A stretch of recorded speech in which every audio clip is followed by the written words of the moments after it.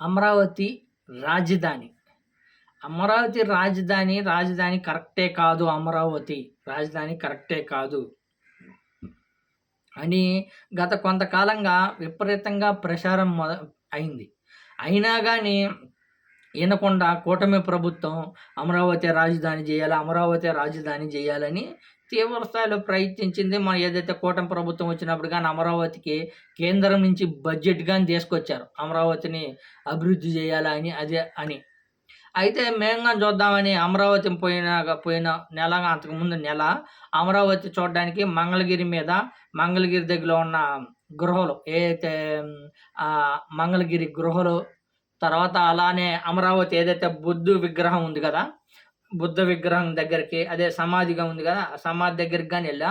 బుద్ధ విగ్రహం దగ్గరికి వెళ్ళినప్పుడు కానీ బుద్ధ విగ్రహం పెద్ద స్టాచ్యూ, చాలా పెద్దది, హైట్ ఉంది. మీకు చూపిస్తా కానీ అది చాలా పెద్దది.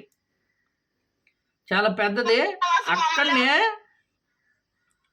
మేము అక్కడి నుంచే దాని పక్కనే అంటే ఎంత అంటే మహా అంటే కొంచెం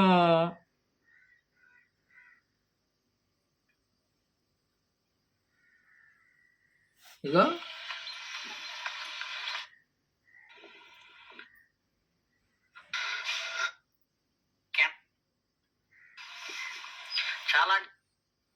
చాలా బాగుంది మొత్తం దగ్గర.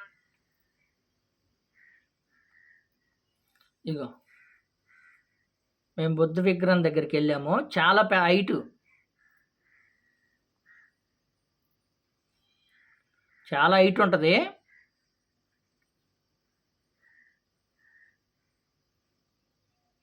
చూశారు కదా. ఇలానే దీని పక్కనే అంటే ఎంతో కాదు, ఒక 1/2 కిలోమీటర్ కనుక ఉండదు, ఆనుకోనే గోడ ఒకటే.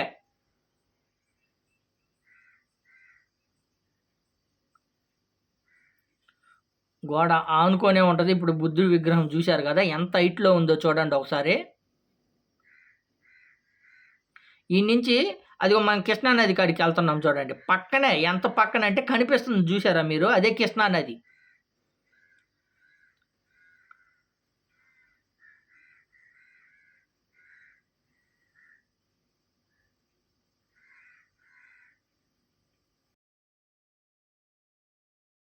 బోర్డు కానీ పెట్టారు, అదే కృష్ణానది. చూడండి ఎంత దగ్గర ఉందంటే అంత దగ్గర.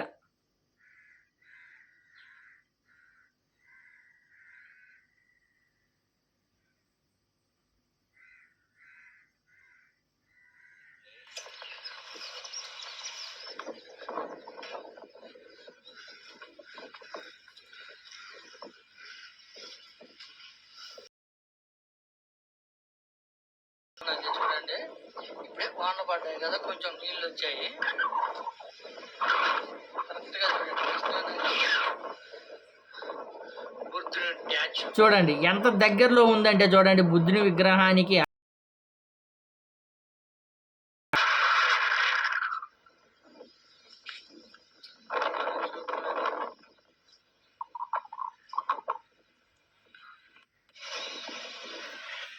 ఇది ప్రస్తుతం వర్షాలు పడి ఏదైతే విజయవాడ మొత్తం పాపము సింగనగర్ ఆ ప్రాంతాలు మొత్తం మునిగిపోయినాయి.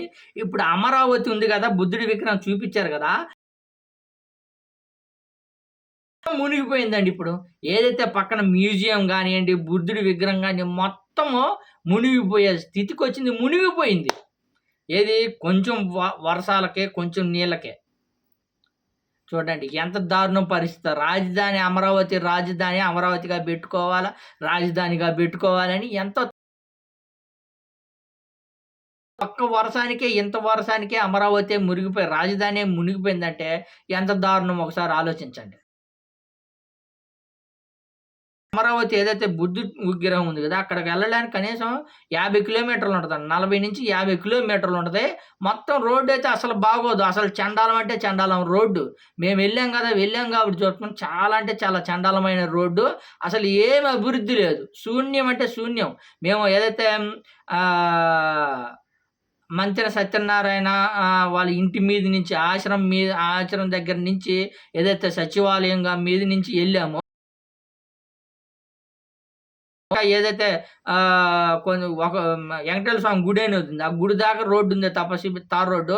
తర్వాత నుంచి చూస్తే మొత్తం గుంతల రోడ్లే. మొత్తం గుంతల రోడ్లు దరిద్రం.